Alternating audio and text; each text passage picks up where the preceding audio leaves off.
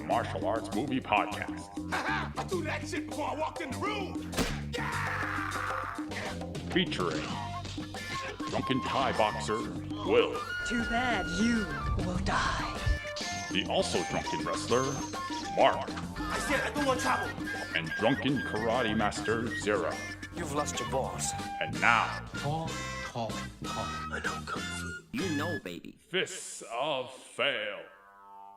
Do you think once we're vaccinated, we'll be undefeatable against COVID-19? Are we gonna be Bloody Mary killing people? Ooh, I hope not. That was fucking terrible. Yeah. Hey, listeners. Happy April. We're done with Women's History Month, or are we? I don't know. I turned into Jeff Goldblum just now, because we didn't cover Cynthia Rothrock yet, have we? But there was good reason. We went through a whole shit ton of her catalog, particularly her Hollywood films, and none of them were, let's just say, competent. not many of them were very competent. And after going through so many of them, there was one film that kind of struck us as something that we could possibly cover, and it would be the perfect segue for a perfect introduction for our April theme. Happy April Fools! We're doing shitty movies! You fools. Specifically, we're doing So Bad It's Good movies, right? So I don't know if all of you know this. Zero and I and Mark, who is again not here, we eat So Bad It's Good movies for breakfast. Like, we love this shit. And yeah, when it comes to Cynthia Rothrock, unfortunately, she has a couple of those films that kind of fit under that category.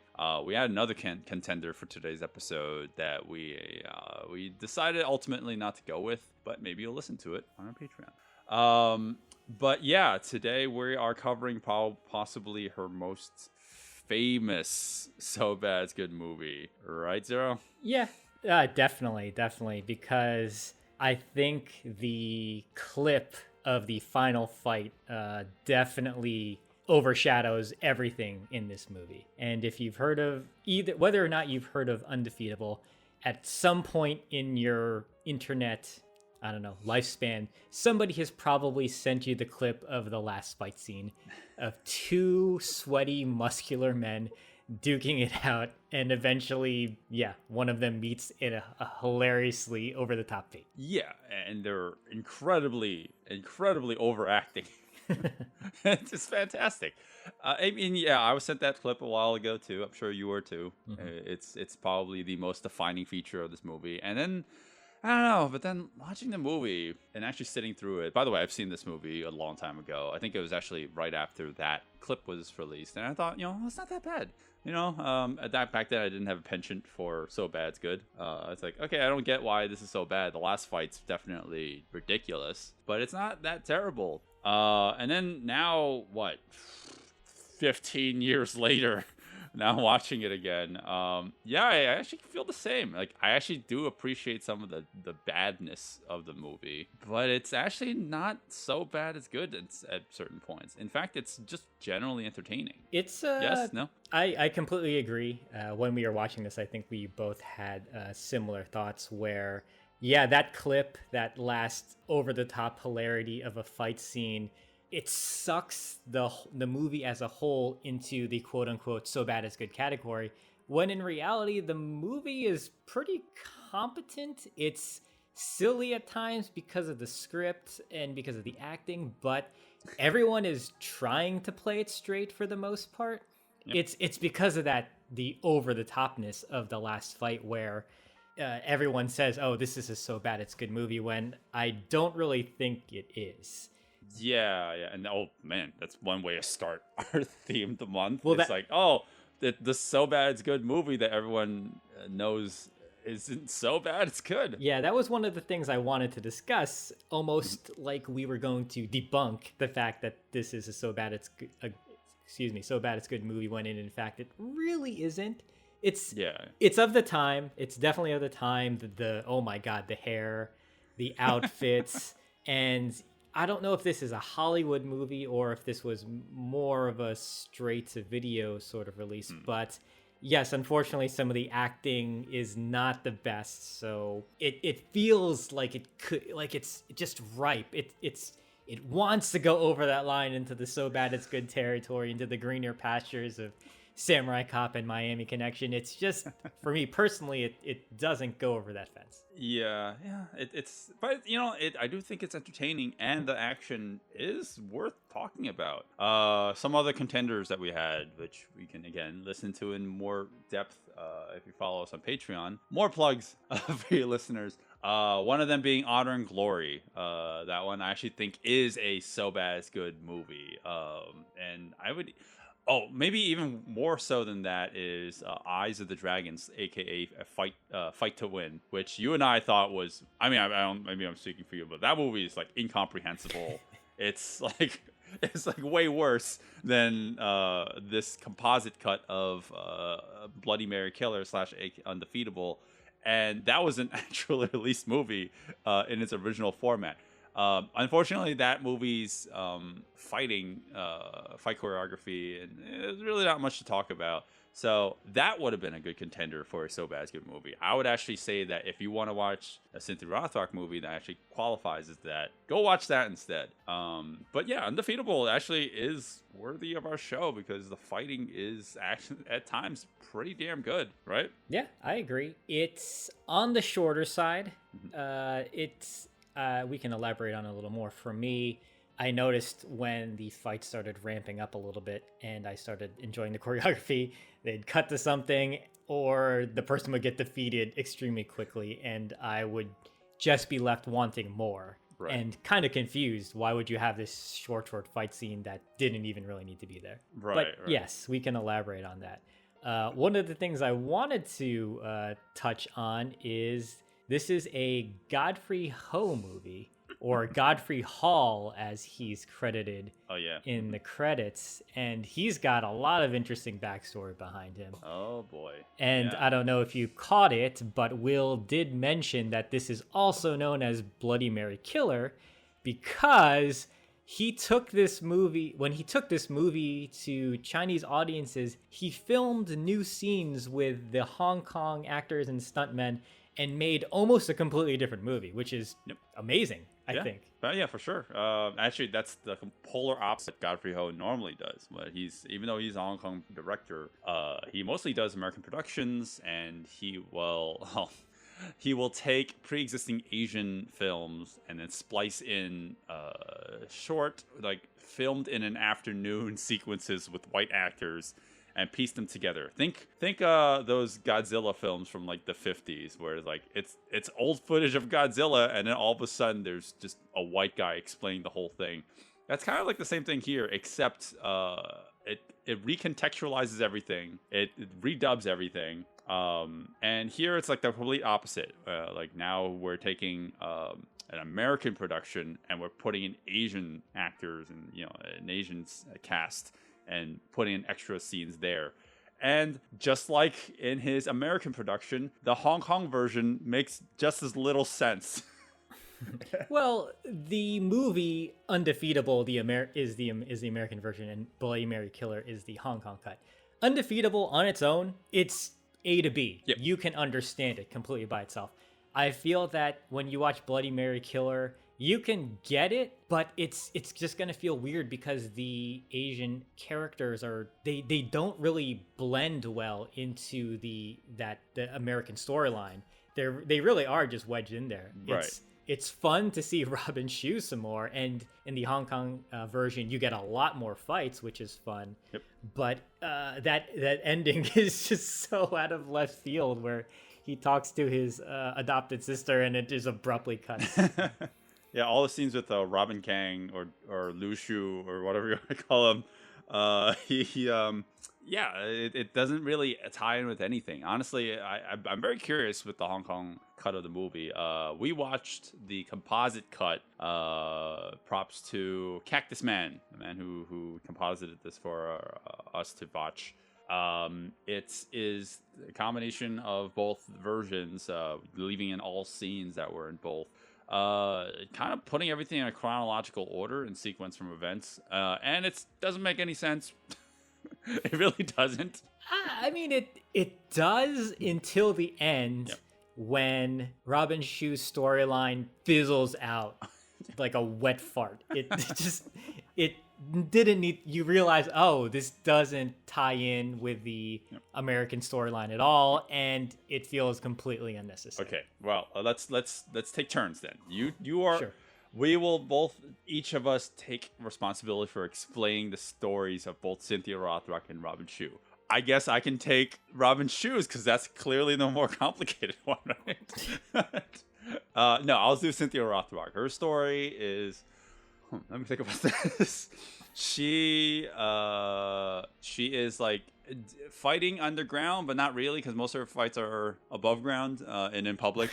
So, but she's always getting in trouble with the law. Always getting captured by John Miller, who plays like the love interest / cop, who's always booking her for getting into these fights. And yeah, that's actually like the gist of it. She also has a sister who is in school. She's going through college. Everyone is going to college in this movie, or like everyone ends up going to college in this movie. And she needs to afford college, so Cynthia Rothrock's fighting her way to pay for it. Don't tell me Christy got you all to apply. I thought she was joking. No, we applied, but they wouldn't let us in. They said our IQs were too high. Anyway. I know that sounds like a lot, but meanwhile, Don Nyam, who plays the villain character, he is, let's just say, he has problems. Because there is an astonishing amount of rape in this movie. Like Well, there is one on-screen sexual assault scene, and then the rest of it is implied. So, but there's a lot of it. There's but a lot. There could quote unquote be a lot. Yes. Right. I mean, yes. It does exist there. The reasoning is because his wife leaves him.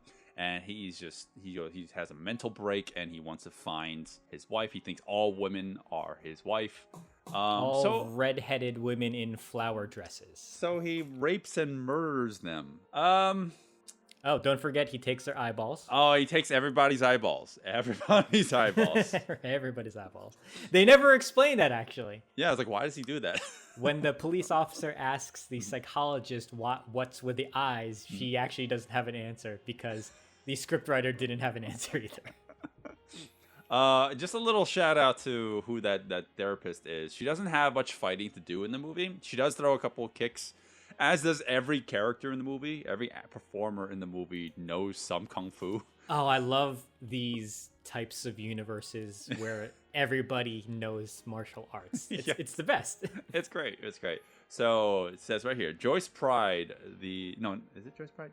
Yes, Joyce Pride. No, I'm sorry. Who plays the female character? Oh man, I'm really messing this up. So the lead therapist from this movie, I believe it's Donna Jason. I think I'm actually wrong about that. She is the lead of Honor and Glory, and in that movie, she's like takes even though Cynthia Rothrock is top billed, she's basically the one fighting throughout the whole movie. And there, she's great. She actually shows off a lot of martial arts capability. Here, not so much. So, a little props to her. Like, hey, you wouldn't know it, but she turns out to be a quite accomplished martial artist too. Yeah, I was watching Honor and Glory first, and then after watching this, I saw she was in it, and the whole time I was thinking, you're a psychologist who knows martial arts. Come on. And then she does. She later down in the movie, she throws a few hits, but unfortunately she is just overpowered, so she doesn't really have too much to do. Yeah. Our main players are still Cynthia Rothrock and John Miller versus Don Nyam. And then throughout the whole movie, we just have a couple of scuffles. So many that we probably can't cover all of them. Oh, and Zero, I guess you can cover the Robin Shu story, because they're so tangential. They don't really tie in at all. Yeah, they really don't. But in the Hong Kong version, Robin Shu is going to meet his father, who is actually played by the director, Godfrey Ho. because he has some sort of list of something. I can't remember exactly what it is, but there are bad guys in America who want to get the list from him. And so there is like this hit on Robin Shu's character. And it's basically Robin Shu going to some different places and kind of hanging out with his friends. He reconnects with his brother, who he's only been in contact with through phone calls for the past 10 years, but somehow he recognizes him. Hey, that's great. Family knows family. And then you actually have kind of a D plot with the quote unquote bad guys who are looking for him because they're making connections. They're trying to find out his whereabouts until ultimately they could find him. And then also Robin Shu has a slight love story with his dad's adopted daughter, who sings karaoke by holding the microphone so close to her mouth that they could dub over any song they wanted. There's this one song that she sings, and the verse just goes on and on. It's like, is this a loop? What's happening? I think that actress is also the love interest in Dragons Forever. Yeah. The one who saves Sammo Hung at the end. Just a little piece of trivia. So yeah, go ahead. So just one more thing.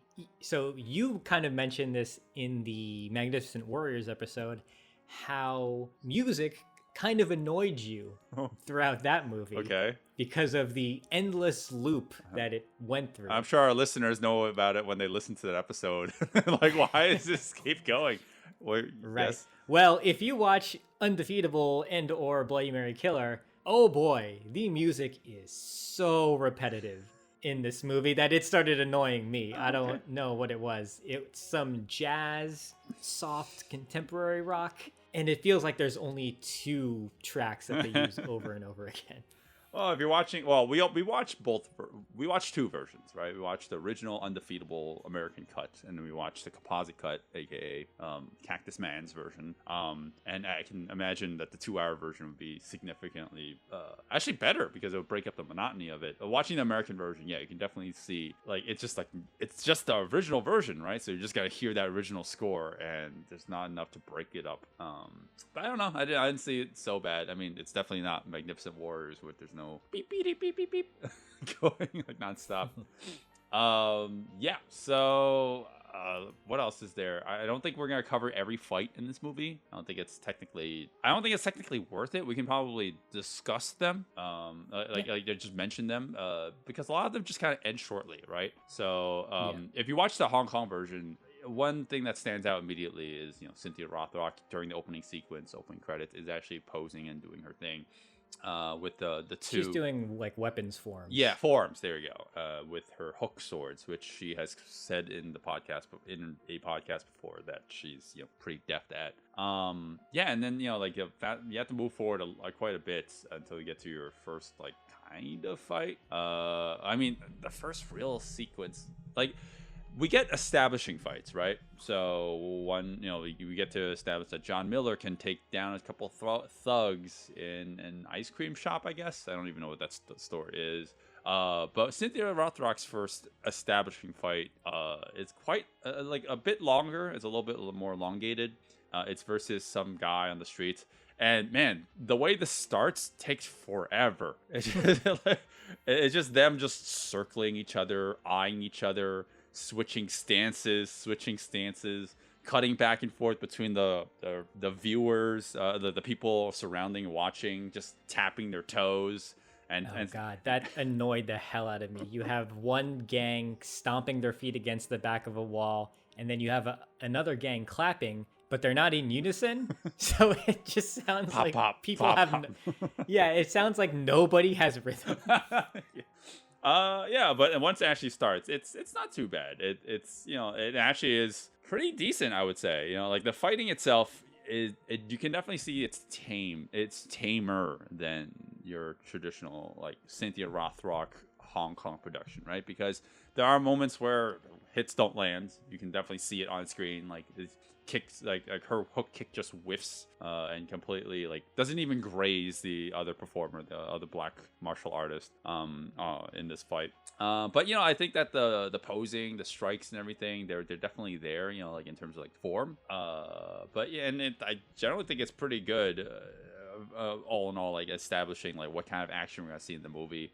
But yeah, it's definitely gonna be very jarring to cut back and forth between this and the Robin Shu fight scenes, right? Because this is definitely filmed. The dramatic scenes, the dialogue scenes are filmed at 24. The fight scenes are filmed at 24. So you can definitely see a change in the speed of the fights in this movie. So that was one thing I wanted to bring up a little later, but I could touch upon it now. Okay. Because when you watch the fights that are in the Hong Kong version, primarily with Robin Shu and the other Chinese stuntmen, you can see that they filmed in like probably 22 or 18 at times, especially when you look at the background. You see like the birds flying way too fast or the cars going by way too fast. Yep.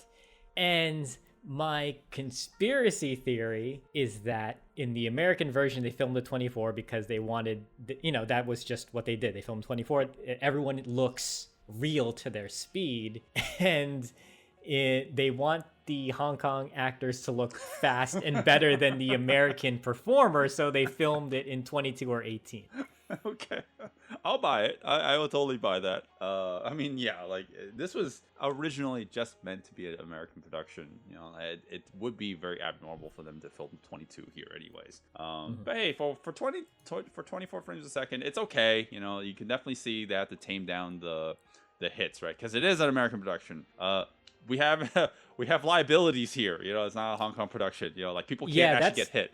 Right, that's one thing I was going to mention too. Because this is an American production, you can see so many times when Cynthia Rothrock just has to get a stunt double for things that don't seem too complicated for her. I feel we've seen her do more complicated things in her Hong Kong movies. Well, yes, she did get stunt doubled there, of course. It's just kind of puzzling that some of the moves seemed a little, for lack of a better word, simple. Yeah. And right. she still wasn't able to do it, or wasn't maybe allowed to do it. Right. Yep. On that topic, there's a moment where the other performer in this fight has locked her arm behind her back and pins her forward as she's standing up. Right. Well, she's leaning forward. Right. While standing up, and she's obviously in a really awkward position. And if you've seen any Cynthia Rothrock movie, you know that her signature move is to do the scorpion kick to get out of that predicament, and yes.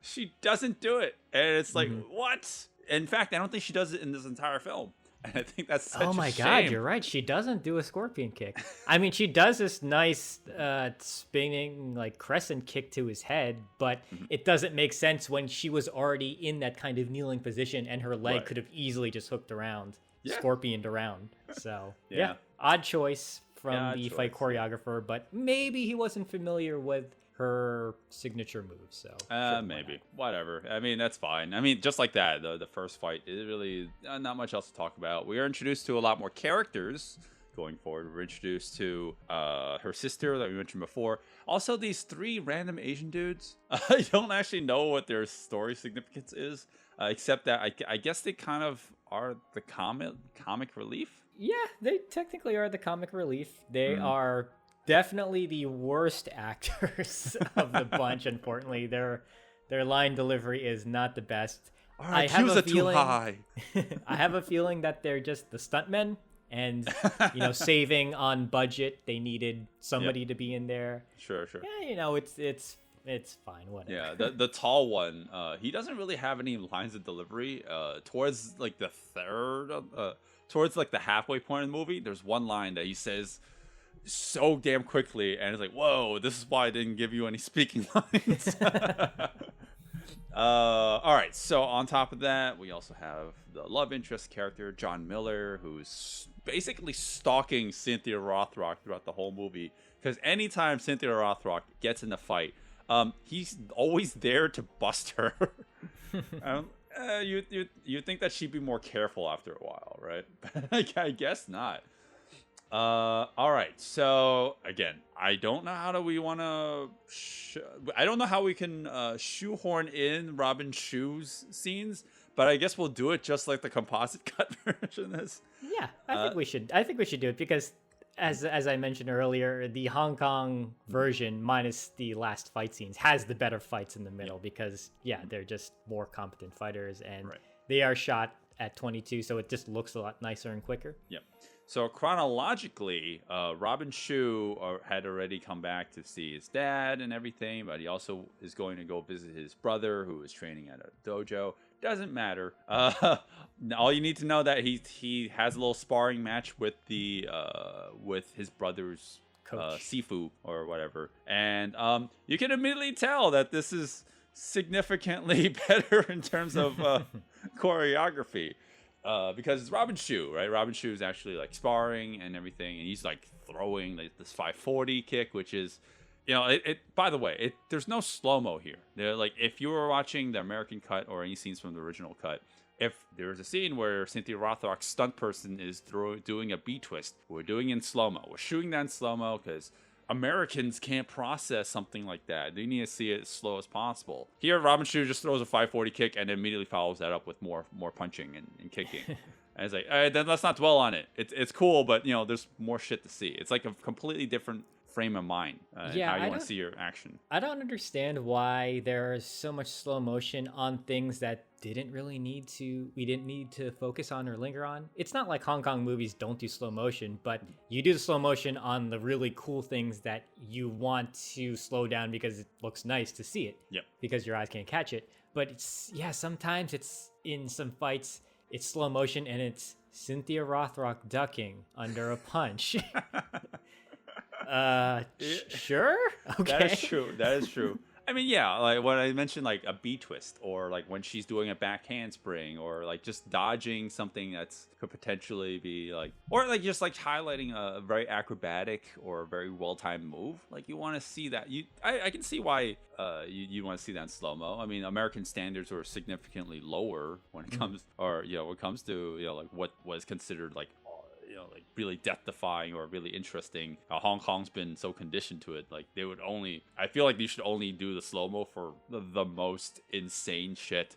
It's like, did I really just see that? And if I did, I want to see that slower. I know we talked through this fight, but that's really it. There's really not much else to it. Robin Shu's, that's his establishing fight at the 20. Yeah, it's pretty good. It's so short. I just wanted to comment on. I love that. Yeah, you kind of mentioned it. He throws like a round, like he throws a low kick that misses. So his momentum causes him to go into a 540 kick, and he lands on that foot, and then he immediately throws a side kick. Yep. And I was like, oh man, that's awesome. Yeah. Give me more of that. And then the fight's over pretty much. Well, I mean, there's a little bit of sparring after that, but really that's it. Right. That's like the most impressive thing in the whole fight. Yeah, it's quite unfortunate, but hey, it's fine. We have plenty more to go through, so it doesn't even matter. Was it the sister character? No, it wasn't sister character. This is actually a random couple. One of them being the guy in this couple. He is the karate champion. Doesn't matter. And he's the karate champion, and he's the worst actor in the whole movie because around the bend, while he's making out with his girlfriends, the villain throws something at them, and without looking at the villain, the karate champion is like, listen buddy, I don't know who you are, but I'm going to kick your ass. And he's reading the cue cards that are on the floor because he kept on forgetting his lines. Yes, he's not looking anywhere. He doesn't even see the villain yet, and the acting is just so horrible. But they probably got him not for his acting ability. What the hell? I'll take care of this. Look, buddy, I don't know who you are, but I'm gonna kick your ass. I'm pretty sure they got him for his stunt ability based on how this fight ends. Yes, yeah. Oh, that final stunt is pretty damn good. Yeah. I mean, like before we get to that, he's actually fighting Don Neum, who looking into his background a little bit. I mean, he is also a trained martial artist. He hasn't done a lot of movies. I'm sure this experience probably scarred him. You're talking about Don Neum, right? Don Neum, yeah. We haven't seen him in anything before. I don't have we? think so. I don't think he's done a lot of films. I think this might have been one of his last ones. Maybe I'm completely wrong about that. No, he did something in 2005 apparently. But I mean, I think that was basic. That was like one and off. He hadn't done anything since the 90s. Right. So yes, Stingray is the character's name. He's this is him showing off. I mean, we kind of set up before that he's a kickboxer of sorts. He fought in a ring before. The whole fight was shot in slow-mo. So and I think to define his fighting style, he's like a tank. He's like a very inconsistent tank, right? Because like sometimes like this is something I don't understand about his character. Like you could like throw a punch to his face and he just takes it. He just eats it, right? But like not as that's great. Yeah, but every time he get punched in the face, he yells like ah. And he overacts the entire movie. See, I'll kind of disagree with you there. I was trying to think, like what is making this movie so that it's good, and I kind of feel that he does the 1,000-yard stare pretty good because he has these really crazy eyes. Yes, that's and true. I was hoping he was gonna go over the top, but for me, I felt he was just kind of crazy guy, not overacting in my opinion. So it comes down to his fighting. Okay, not in the dramatic scenes. I actually think that for what they give him, it's perfect. Like he's supposed to be menacing. He's it's fine. For this caliber of movie that we're watching, he's menacing enough. But when it comes to the choreography, he is like always snarling. He's maybe doing it up a little too much compared to what he was doing in the dramatic scenes. Yeah, okay. It's fine. Okay, yeah. I can see that. He hams it up a little bit, which is fine. But there's one particular thing I want to point out with his fighting. He's pretty good at selling his offense, right? Because it looks like he actually knows his shit. The choreography that they give him is simple enough, where it looks like he actually knows. It shows off what he knows, right? Offensively, defensively, he looks really awkward. like when he doesn't really dodge moves. I think that he's more so like the pure offense kind of guy. Whenever he's like taking hits, it just looks really bizarre. Like it's either he looks really bizarre or he looks really stiff, right? There's a sequence where the karate guy is throwing a bunch of like low combos, and Don Neum is blocking them, but he looks like he's really, really concentrating. Like he's concentrating so hard. It doesn't look very natural to him. But like the offensive stuff, I think that he's great. Like he's definitely showing off like what he's capable of. And just like that, the fight's over. Well, stunt, the final stunt. But how is it you explain it, Zero. Yeah, so some okay combinations of choreography thrown in there, but I believe this is the first time we're introduced to his eye fetish. Oh, yeah, right. That's true. So in a very big surprise to me, because I've never seen this movie, I've only seen the last cut, the infamous last fight. He pokes the guy's eyes out. Yeah. Literally, he puts his fingers into his eye sockets and pull them out. You don't see it in that gory detail, but you understand what they're implying. Yeah. And then he kicks him over the edge of the parking garage. They're on the second floor of a parking garage. The character and also stuntman falls over, lands on a car, and then lands on the concrete floor or gravel below. Yeah. Great stunt. Really, really nice stunt. Yeah. Praise the cameraman for capturing all that too. They get your pans down perfectly, keep it all in frame. Good. Especially for, again, this caliber of movie, like with the budget and everything. It looks like a straight to VHS kind of thing. So it's pretty damn impressive. And then like you said, that's basically the end of that. Moving forward a little bit more. Hey, we're back to Robin Shou fighting. I think the next one would be when he's sparring in the dojo. Sparring in the gym with his brother. Mm-hmm. Yeah, and then going back to his plot line, one of the gangsters finds him. Hooray! Now we can move forward with whatever BS this storyline is. I gotta admit, he does this thing which I find really bizarre. The gunman gets distracted by a a pad that's thrown his way, a boxing pad, not a monthly pad, a menstrual pad. And he gets distracted, so Robin Shou comes in with a jumping kick, and it turns into a B kick. He B kicks he does a butterfly kick to knock the gun out of the gangster's hand, and I think that is probably the most ineffective way to disarm a gunman ever. I've never. You mean with a kick? With a butterfly kick. Oh, with a butterfly. You know how inaccurate a butterfly kick is? I don't know. It just looks really bizarre. And then we have our next sequence here. It's okay again. Showing off what Robin Shou can do again. It turns into a weapons fight, which it's also really short, and I don't think the framing of it is all too good because it's shot in an angle. If we shot it more of a profile view, it would be perfect, right? Because then you can see everything happening more clearly.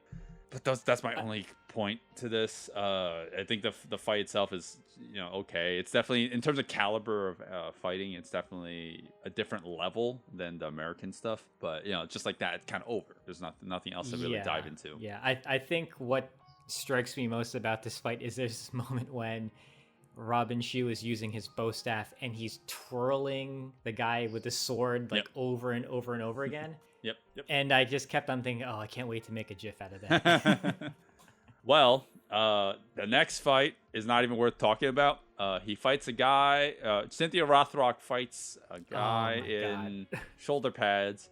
Okay, so onto this is the worst. This is like I don't understand. So she's involved in underground street fighting, illegal betting, and she's supposed to be fighting this guy who's extremely intimidating. And he's much larger than her, but he's also wearing football shoulder pads. Yeah, I don't know. It feels like if he can do that, then maybe she should be allowed to bring body armor. I don't know. It just seems a little strange. Well, it doesn't matter. Like he could have worn all the protective gear he wanted. He still wouldn't have won.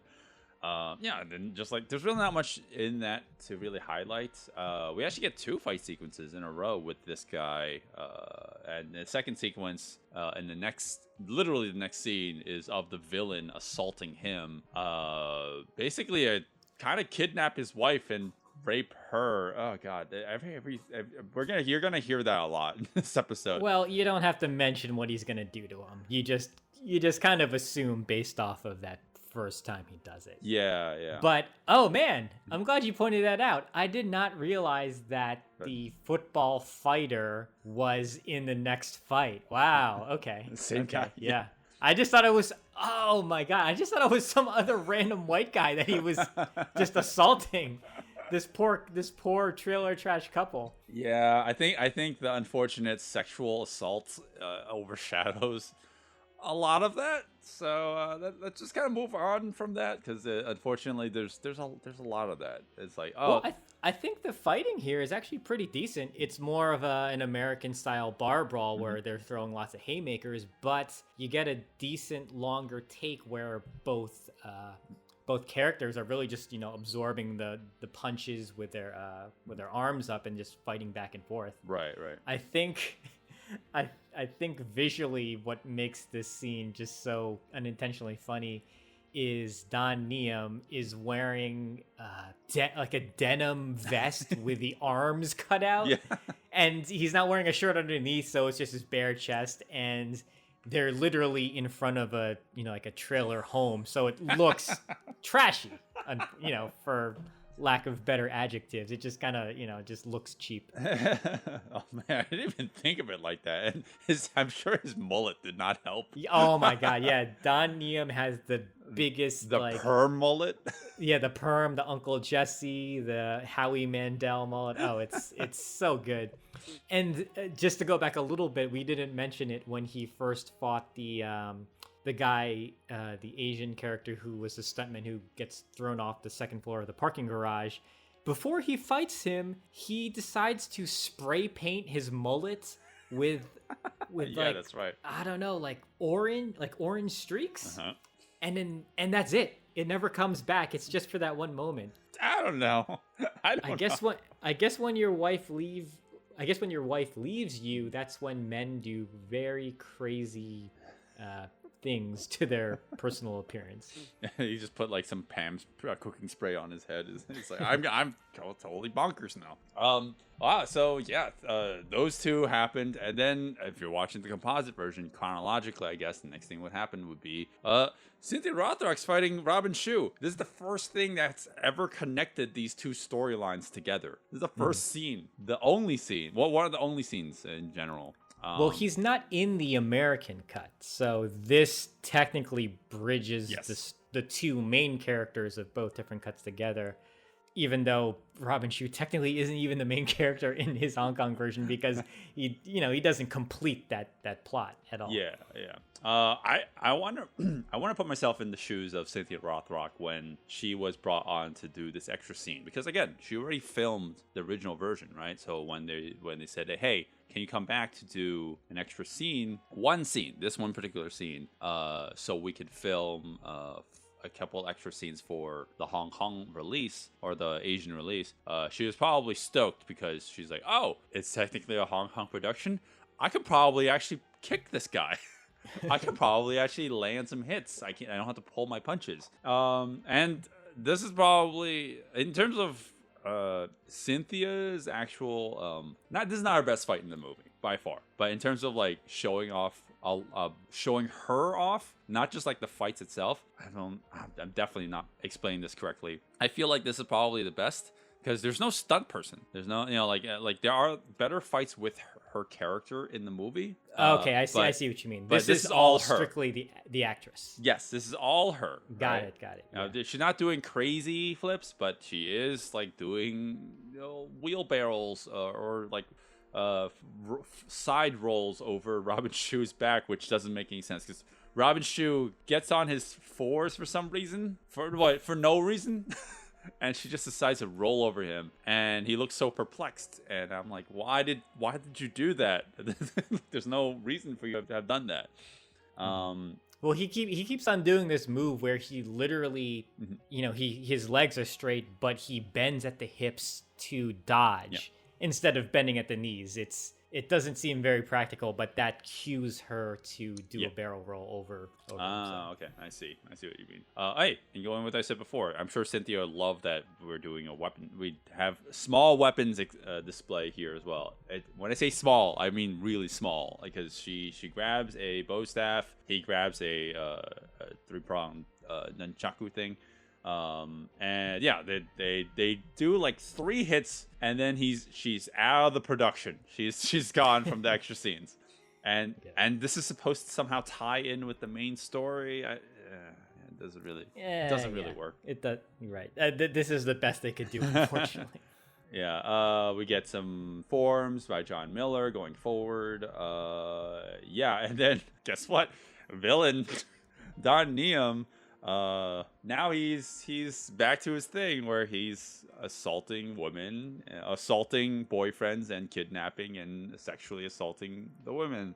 This time it's both the it's both the sister of Cynthia Rothrock and the brother of Robin Shou. Ooh, clever what they did there. Yeah. Oh, yeah. So Don Neum, villain, defeats both of them simultaneously. I did not expect the sister to be able to fight. I mean, she makes a valiant attempt. Unfortunately, she doesn't really have too much to do. She tries to throw a kick, and he just immediately blocks it. And then the brother/boyfriend character doesn't get too much to do, but man, he gets thrown against a concrete pillar. It's pretty brutal. One thing I wanted to note in this movie is, yes, the stunts in this are not to the level of what they do in Hong Kong, but considering that's an American production, there are a lot of small, brutal stunt falls throughout the film. Yeah. That I just wanted to commend that much at least. Yeah. That's very true. Like generally speaking, I definitely do agree with that. But yeah, like unfortunately, because like I think a lot of it has to do with the liability thing, or maybe it's just like in terms of budget. They just want to keep it to a minimum. So just like that, the fight's really over. Like he defeats the guy. He kills the guy, and then he's on to the girl, unfortunately. And supposedly in the production notes, they said that she walked off the set, or she left the set after this. So we actually have two scenes. They're very identical to one another. Robin Shou has his scene where he's at the coroner's office, and they unveil that it's his brother, and he looks upset, obviously. And then we have another scene with Cynthia Rothrock, same exact shots, same exact setup. It's revealing her sister, and in there, the sister's eyes are actually peeled out of her skull, and it looks so weird. But that's because that's not the actress. That's just like a molding that they got. Yeah. Apparently something happened with the actress and she didn't return, so they had to use a dummy for this shot. And it's such a shame because when you unveil the dead body of her sister, it's supposed to be an emotional scene. Cynthia Rothrock, hey, I gotta hand it to her. She, no one says she's like the best actress, but hey, she's pretty convincing when she's crying here. But in the foreground, there is a dummy head that I just can't stop but looking at. So I'm seeing her crying. The scene is very emotional. She's taking it very seriously. And then I just see this dummy head with its eyes gouged out. And you just know it's fake. So right. It just kind of pulls you out of it, or pulls me out of it. Yeah, no, I agree. I do also agree about her acting. I think this is a better display of her ability. She's definitely come up and improved over the years, because like she went from just being purely physical in her Hong Kong productions and just not having and being completely dubbed over because obviously it's Hong Kong, to coming back to America, filming, and then her in these really low budget films, and her delivery is pretty bad at times. And here it's like, oh wow, she's pretty good. It's it's not award winning, but it's pretty good. Moving forward, because now both of them are kind of on the same mission. Although if you think about it, Robin Shou's mission doesn't really make any sense because she loses. Well, that was his original mission wasn't to avenge the brother. That just happened because he's right. He's there to kind of help his dad with that whole list. The brother getting killed is just happenstance. It happened because he got involved, and yada. Yeah, it doesn't. Yeah, it's ridiculous. So. Oh man, when Godfrey Ho slaps Robin Shou when he walks into the room for his brother dying, I was like, whoa, that's some Asian family drama right there. Well, let's circle back to that, because now we have Cynthia on her own quest to find the killer, and actually spend a lot of time on this. It's just like everyone's trying to find the killer now, including Cynthia. And Cynthia goes out to her original gang and tries to take down the original leader, because she assumes, because of this one technique that the leader did on the sister character. The victims' bodies all show bruises around the neck, indicating that the killer knew a certain martial arts style. I think it's Eagle Claw, they say. Yeah. Well, they brought in a kung fu master who says it's none of them. I don't understand that. So yeah, there's the one interesting thing about this next fight between Cynthia and the leader of the gang that she was originally in, is the actual set piece, right? Because they're fighting on top of a bunch of drums of oil, right? Barrels of oil. It's interesting. However, you do notice that in certain shots when they're not fighting, they're just walking around on top of these barrels, and then when they're actually fighting, it's all shot from below with the barrels obscuring their feet, because for safety reasons they're probably standing on a platform, and in one particular shot you can clearly see the platform. It's like it's in the frame. And I don't know, I actually kind of weirdly like this fight. It's not the most impressive thing, but I will say, I for some reason I kind of like it. I like the way that it ends, particularly when she knocks him off and his backside hits this barrel that's just lying on the floor. Yeah, he does like an aerial twist into this wall and then hits the top of the barrel. Yeah, good stunt. I like that stunt too. Yep. Yeah, It's just weird. This is another case where they're using slow motion and it feels like, well, they're not doing anything fancy. She's just doing a kick or a punch. Like that slow motion wasn't really necessary. Right. Yeah, I do agree with that. Hey, guess what? I think that's all there is to talk about that. Yeah, of course. They're a bunch of punks. They were a bunch of punks.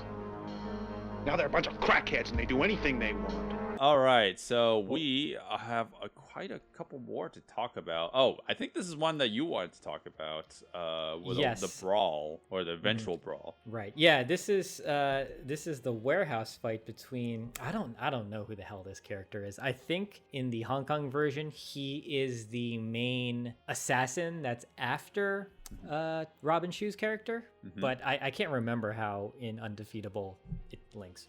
Whatever. I like this fight a lot. They kick back and forth this office chair, and in a nice shot, he's running at the office chair and he jumps off of it. And I kept on thinking, man, I wonder if that was moving in that take, because oh yeah, it is. Wow. Okay. That seems really dangerous. An office chair is coming at him. He runs at it, jumps on it, and does a jump kick off of it. That is, man, there's so much opportunity for slippage because of because of his weight getting on top of it, and then him propelling off of it. Such a simple move. I'm sure Jackie Chan has probably done that somewhere in his catalog, but I was just like, whoa, nice. Nice. Yeah. No, I do agree. I do like that a lot. And like I mentioned earlier about the whole B twist. Cynthia Rothrock turns into a stunt double and does that. Going with what we said before about the whole slow-mo thing, it's like, it's fine here. I think that the lighting and the entire set actually kind of makes it look good, especially with her outfit. I don't know, there's something about that looks like a really good shot. But it's like the exception. I feel like a lot of the times I'm like more annoyed with some of the slow-mo in this movie rather than like wow, that was really cool. It's like, okay, well, again, he's just blocking, he's just ducking. Like, we don't need to see this in slow-mo. Remember this note when we get to the final fight. Okay. And then it's okay. The rest of this is just it's not as much to talk about because it does evolve into a brawl. Everyone gets involved, and guess what? John Miller comes back and it's like, guess, hey, how many times am I gonna have to arrest you?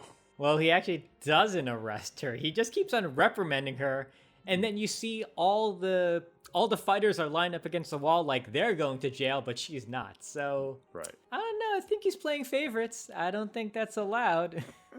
So,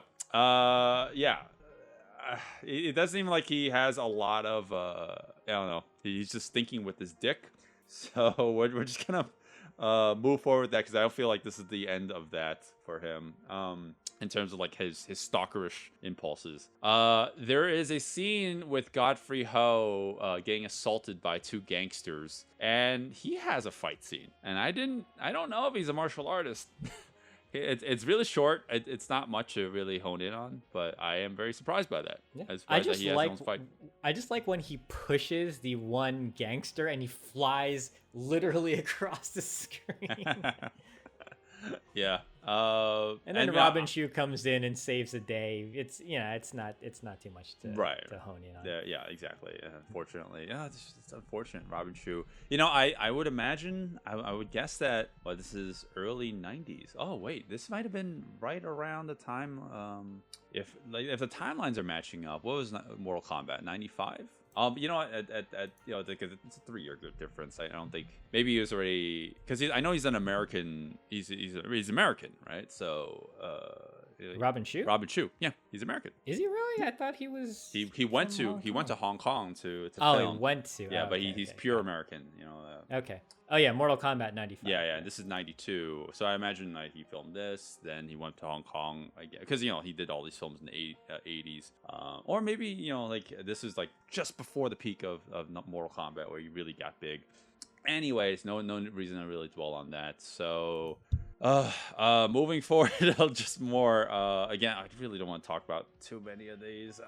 John Miller and Cynthia take on a bunch of people in this dojo, or this, like, I guess boxing arena, a boxing gym, and John Miller has his fight with like one on many, and Cynthia's taking on this one dude who supposedly also knows the Eagle Claw technique. There's really not much to point out here at all. I will say, in terms of physicality, I think John Miller actually shows off a lot more here than he does in any other scene. He throws a jumping, spinning crescent kick. It doesn't connect. It looks really stiff, but hey, he looks like he knows his shit, and that's it. Yeah. Well, then I think we can jump into technically the last 3 fights then, because the next one is Robin Shu's last fight, when he finally meets up with this quote unquote assassin or somebody who's trying to get him, and they're fighting like in this back alley with the cars and whatnot. And this is where it's really, really evident that they're shooting at the lower frame rate, because when you look at the background and you look at the cars and whatnot, you're definitely seeing some weirdness with the speed. Yeah, that's true. That is very true. By the way, but it looks good though. Did you notice that the assassin character has like blue highlights in his hair now? Yeah. I that's one thing I noticed, because this is definitely reshoots, because he didn't have that there before. Right. And then also he's magically out of jail after getting captured in the previous scene. That's true. It's okay. His lawyers did all the work. We didn't need a whole scene of that. Right. We are talking about the composite cut, right? So I can imagine that because the Hong Kong edit is also edited down for time, right? So they probably took out scenes from the American production. They're like, I'm actually very curious about the Hong Kong edit. Maybe like Cynthia Rothrock's not in that at all. So yeah, I think, man, there's no reason to talk too thoroughly about this. Like, everything we said before is true. Like, it does seem a lot more quicker paced. There's no fat around this. It feels like boom, boom, boom. Like, we're just talking about we just want to see the fighting. Robin Shu does this spinning double kick, which I love. Like, I love seeing anyone doing that, and he seems, again, like Robin Shu just showing off what he can do. When they get to the top of the cars, I don't know. I'm actually not a fan of the stunt work here. Not that they're bad. It's just like, oh, there's nothing too noteworthy. It's one of those things where they show it from another angle, but the stunt isn't that impressive, so you don't need to do that. It looked good when he kicks him and he flies onto the other car. Yeah. But then when you get it at the other angle, you're like, well, it just feels like the movie's kind of showboating. He's like, well, look what we can do. It's like, well, if you just showed it once, we wouldn't have honed in on that. But now that you're showing it twice, like, you really want to pretend like that's really that impressive. It's not. It really isn't. Right, exactly. That's what I mean. When you hone in on something that's not impressive, that's when you kind of start questioning it in your head. Yeah. We didn't need that second angle. Okay. So the rest of this is just purely the American from the original version of the movie, right? So this is the final 2 fights. The second to last fight is Cynthia Rothrock going to save Donna Summers. I was about to call her Donna Summers. Donna Jason, who is the therapist who got captured. I do think that what she does in the movie is interesting. She plays, she's a therapist, right? She does a little bit, a psychologist, and she does a little psychology bending over psychology bending, mind bending, psychology mind bending. Sure, yeah, psychology bending. It's like the 6th form of the Avatar.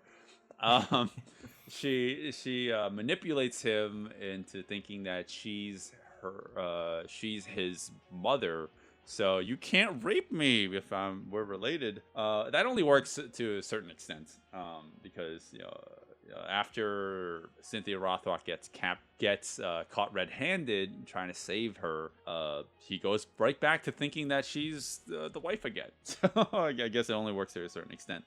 All right, back to the actual fighting. Cynthia Rothrock's longest and I would say best fight in the movie for sure, because it feels like we're actually honing in on the actual violence now. Before I don't know what it is. Like, like in terms of the fighting in the movie, I never felt like there was much like at stake. Even with the villain character, I was like, oh well, this is okay. It just feels kind of silly. Here, it actually feels like everyone's actually giving it their all, physically. Well, I think that has a big thing to do with it. The fact that we're at this point in the movie where she's trying to save the therapist. She found her sister's killer, and it's. I mean, whether you like the movie or not, this is kind of emotionally driven. She's out for revenge, and this is the longest, but I think it's also the longest because they drag out a lot of things. That is true. That is very before when they get the weapons later on, like, whoo boy, they just this is Western Showdown where we just cut back and forth between the characters.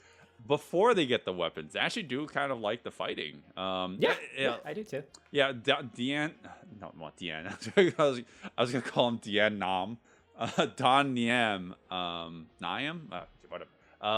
He still looks a little stiff when it comes to blocking. But it's fine. But the way he takes hits, like it just makes me question the character. It's like Cynthia Rothrock's character jumps up, does a jumping, spinning hook kick to his face, full body momentum towards him, and she just takes it. He just doesn't flinch. He just takes it. And like, your jaw should be dislocated. You should be on the floor crying in pain. Like, I don't care how good of a martial artist you are, but whatever. Realism out the window. These two are just basically fighting. It's essentially like speed versus like aggression, power exactly. Like there's those glamour shots of him just reaching out and grabbing these, like using his eagle claw to grab at these sugar glass bottles that are on the just over her head as she's dodging them. And it's okay. It actually gets a lot worse once we get to the weapons, like you said. So this is a case where slow motion makes sense. He literally grabs a glass bottle and crushes it with his hand. While it's really silly, I mean, you can make you can say it's kind of impressive. Like, I don't want to crush sugar glass with my hand. But I mean, like, the actual fighting here is, not too bad. But when the weapons come in, I don't know, like, none of the choreography works for me. None of it. Well, this is where the movie starts to go into the cheesiness, right? Because lo and behold, Cynthia Rothrock's signature hook swords are just randomly in this warehouse. So, hey, she can grab it. She takes a swing at him. Why are they there? Exactly. She takes a swing at him. He conveniently swings away on a chain towards a katana mounted on on the wall that he just grabs and then swings. Like, it's all too convenient. Like, throwing in the hook swords, it actually see using it is actually kind of disappointing, because when you see her in previous scenes in the movie, especially one around like the third, 1/3 mark in the movie, she's like doing forms with her hook swords, and she looks so graceful. She's like doing the full splits while wielding these swords.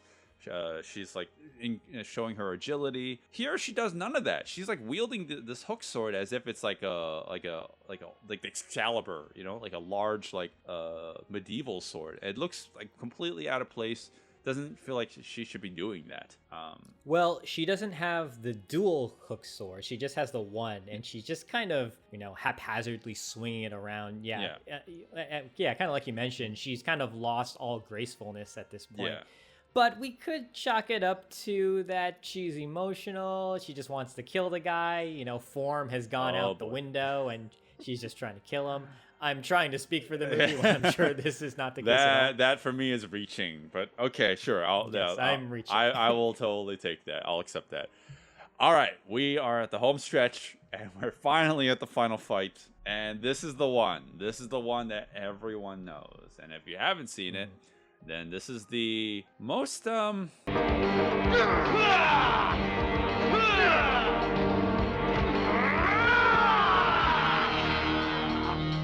don't know. It's not worthy enough of like embodying the movie, because like nothing in the movie has so far, not enough of the movie so far has kind of given off the so bad is good vibe to the extent that this the final fight scene kind of conveys, right? Yeah, I mean there are story elements that are kind of wacky. Yes, he becomes obsessed with his mother, and then he becomes obsessed with his wife, so he's only killing women who look like his wife. Yeah. A little weird. He's pulling out people's eyes. Sure, a little weird. And then later it's revealed that he keeps their eyeballs in the fish tank. Oh, yeah.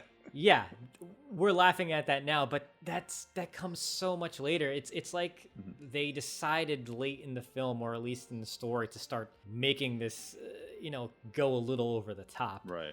And yeah, for the most part, the movie is just kind of almost like a murder-ish mystery thriller, kinda. because the cops are, we all know who the killer is, but the cops don't realize it yet. So they're trying to narrow down the suspects. We're trying to, get a sense of who this person is with the psychologist. And it kind of takes itself seriously. And then you get eyeballs, and then you get this oiled up mess of man flesh just pounding. Oh, whoa, wow, that sounds really, what kind of movie are we talking about? Yeah, I don't think this is very indicative of the movie, and people, unfortunately, give it. All right, there's a lot of trains of thoughts there. This movie is not nearly as bad as people are saying, cutting it out to be. This final fight is not great, but it's also not that bad either. Like, watching it again, I'm watching them fight one another.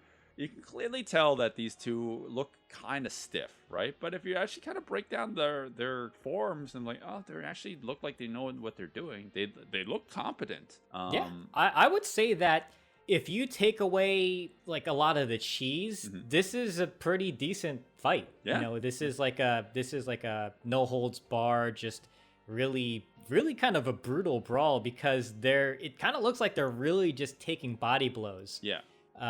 The both actors, I'm sure they're not going 100%, but you do need to kind of sell those hits, and they are shirtless, unfortunately, which adds to that cheesiness. Like, if they never tore their shirts off, this might not go into the so bad it's good territory. It's the fact that oh, you've cut one of my sleeves, I guess this shirt is useless now. Before we actually get the shirt rip off, we have this close up of John Miller. I forgot his name. John Miller. He a close up of him getting punched in the face, and then and it's almost like comedic timing, because it's all done in slow mo. Like, punch in the face. He looks like he's unfazed, and he's anticipating the second punch. It's and you see the dribble of drool kind of coming out. It's unfortunate, because it's not that bad. It is when it all culminates, but this really does overshadow the rest of the movie. I actually kind of like some of the choreography here, as simple as it is. That slow motion punch to the face just looks so stupid. And then, what's his name? Don Neum gets a fucking backhanded fist to the face, but he only gets the one. So I guess, it's not really a laughing opportunity there. Yeah. Going back to what we were saying before, there are good bits of choreography here. Like if you're breaking down, imagine the instruction that they're given. You can clearly tell, do this, in this sequence. You can clearly tell there's actual art.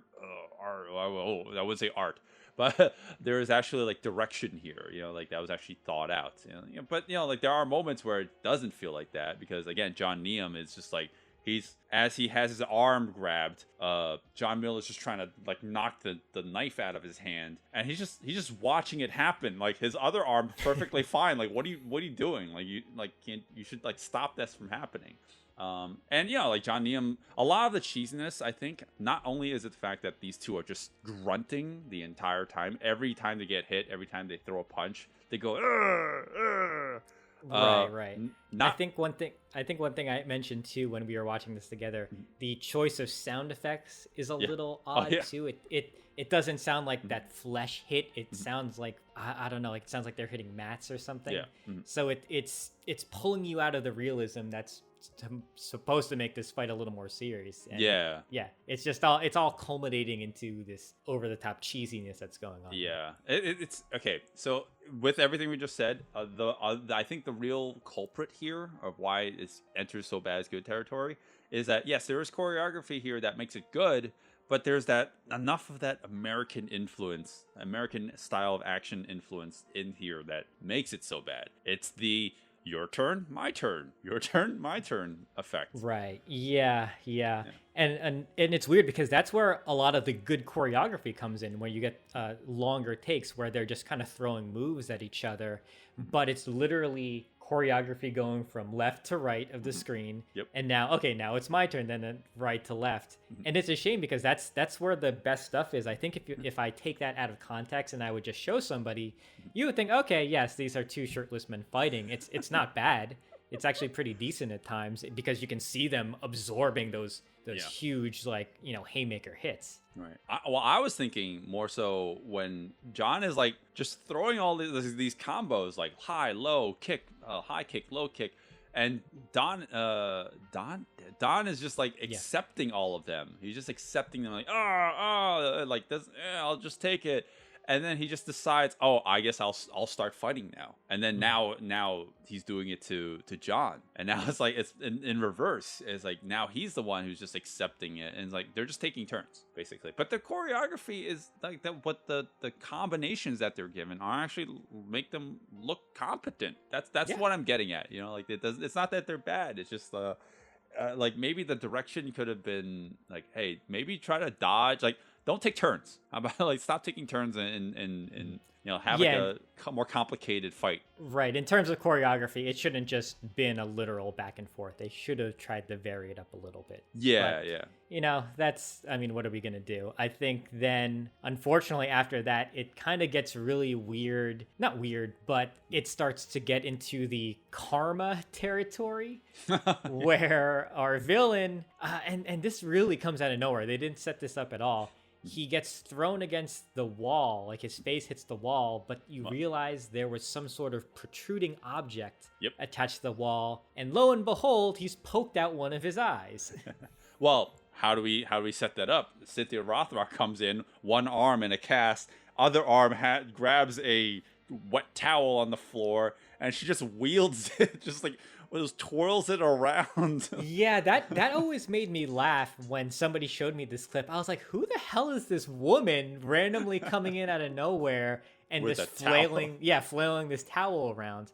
And now that I realize that I've watched a lot more martial arts movies than Cynthia Rothrock, it's so disappointing that she is the star of this movie and she doesn't get the last fight. Yeah, maybe it's a good thing we didn't choose this for Women's History Month for many reasons. Well, for many reasons, yeah. Many reasons, many sexual harassment reasons. And I kind of wish it just ended on a stronger note because Cynthia is clearly the best in terms of like on-screen presence, right? Not saying that these other performers aren't great, because they, they know their shit, like with a different direction, they probably would have been made to look better as well. But Cynthia Rothrock she definitely has the most experience out of everybody, right? So she's gonna be the best out of everyone. So it's just unfortunate that she's not the final fight, right? And I was gonna say, she is only here as the helper, right? She's only here to assist the main, the John Miller. And like you were saying before about karma, once she gets thrown into, she gets put into the final. She's only there to just set up the karma moment, right? Where she's like, how can we? Oh, we already stabbed one eye out. How do we stab the other eye out? And what's possibly the best death ever, right? Yeah. A lot of people sent this video out in the early days of the internet for good reason. It is very shocking how the last villain, Mr. Stingray, meets his demise. Very karma. Yeah, everything comes around. So I had a thought. How to tie Robin Shu's character back into this fight better? And it could have been easy without having to reshoot anything. They should have just cut to a shot of Robin Shu and like him acting surprised, and then he pushes a button on the wall, and then that causes the crane or whatever to lift up the hooks in Stingray's eyes, and then the scene continues. And then like they could have Cynthia Rothrock and what's his face could have delivered their cheesy lines. Oh god, those lines Robin are Shu horrible. Yeah, Robin Shou could have said something even more horrible along the lines, I don't even know. Like, I'll see you later. And then... Oh, Sean. Yeah. You know something? Man, the line delivery here. I'm trying to remember what they were. It's like I'll keep an eye out for you. See ya. Those are the two lines that are delivered. But the subtitles for the Hong Kong release are like completely different. And that means there's even more one-liners. Cynthia Rothrock actually says, "You've lost your eyes, killer." And John Miller said that he doesn't even say I think he says basically the same thing. He's like, "You deserve this. You've lost your eyes." It's like, you know that friend who's like when you're with a bunch of friends and you tell a joke, and then like you have this one friend who he's like, "Oh, I got a good one," and they just tell you the same exact joke. That's what John Miller did in this scene. And then I just, going off what you said before, I just want to imagine Robin Shou like in an insert shot, like the background's not even the same. He's like, yeah. That's what I have in my head. He just like kind of pushes a random button. Yep. And this will be like the segue into like Mortal Kombat is like the prequel for that. I don't know this fight. Well, the hook in the eye thing, like just to wrap this up. It's cheesy because of the way that ends with those stupid one-liners. But I actually think that's kind of an awesome way to die. That is an awesome way to die. It's fucking intense. Yeah. It gets so undercut by the cheesy lines, though. Yeah. If they left that out, like if they kind of just dropped the dropped the audio, and maybe it's just them staring ominously as his body is getting dragged away. Yeah. You probably could have taken that a lot more serious, because who fucking gets hooked by the eye socket and gets taken away? Yeah. I wonder. I feel like we could do an edit of this final fight and somehow salvage it and make it not so cheesy. I think it's possible.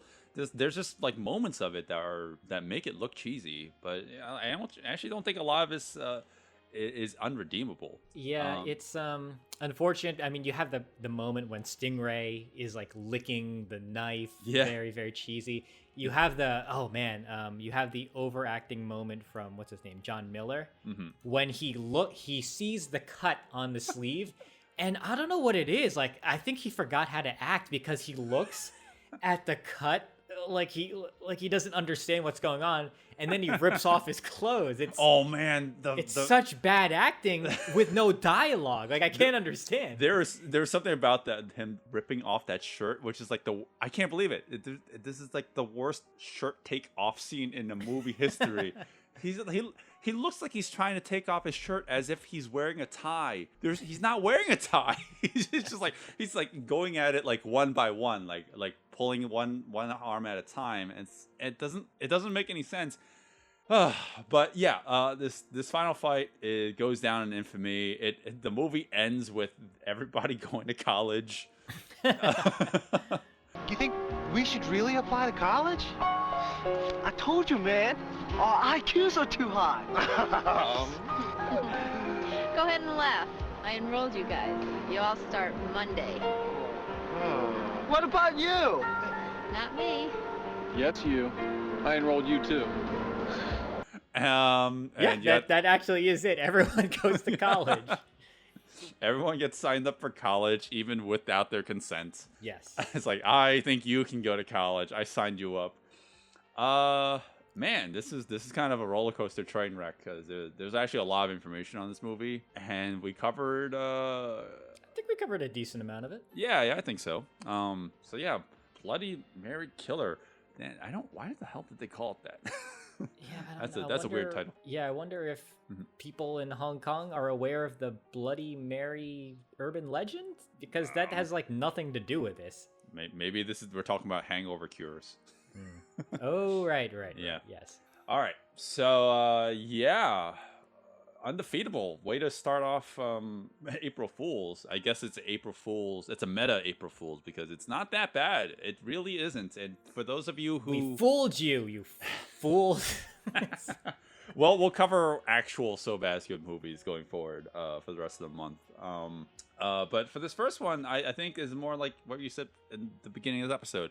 We are dispelling this whole theory that it's a so bad it's good movie. The final fight is definitely so bad it's good that you can appreciate that level. But it's not as horrible as everyone says it is. The movie especially is not as horrible as everyone says it is. I think it's actually kind of entertaining at times. Yeah. Right? Yeah. It's definitely straight to video. You can feel the budget at times. You can feel the level of acting, but it is not so bad it's good. This is actually the first time I've seen the movie as a whole. I've only seen this fight scene like anytime somebody decided to share it, like throughout the years. Yeah. And I was disappointed that it wasn't so bad it's good because, as I've echoed many times, this fight just like overshadows everything about this movie. But it's a decent film. It's a good popcorn flick. It's just not something you're gonna sit down and laugh all the way through. Right, exactly. And I don't think you should go into this movie with that expectation either. You might go into this movie, and like you should go into this movie expecting some pretty decent action for a American produced movie. I think for the caliber of fighting that you got in the early 90s, this is not bad. Like you compare it to other action films at the time, or of its contemporary American productions. It's a lot more haymakers, a lot more like simple choreography. In here, we got a little bit more complexity, especially in the Hong Kong version. Oh well, yeah. Well, that's a given. I'd be curious to actually just one day check out the Hong Kong release in and of itself without watching this composite version. But I'm undefeatable out. I've watched 2 versions in the span of a week. I'm good. So yeah, Undefeatable. I'd actually kind of recommend this. It's weird. Just to throw an olive branch, there are some cheesy terriblenesses of the movie that make it worth watching on that level. If you like so bad it's good enough as a whole, right? The acting can be atrocious at times, but not enough that makes it like that goes throughout the whole film. I actually say go watch the film. Fight scenes.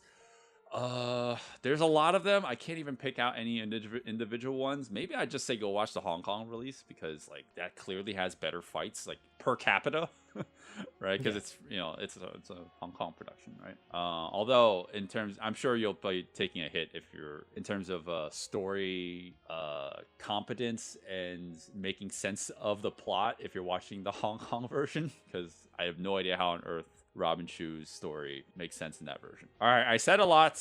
Go watch the movie. Definitely watch the final fight for whatever reason you have, whether you like so bad it's good, whether you like good choreography. I actually, weirdly enough, recommend the final fight for that as well. Especially, well, I definitely like the fight with Cynthia versus Don Niem, the fight before that. But the final fight, man, it's really eye gouging.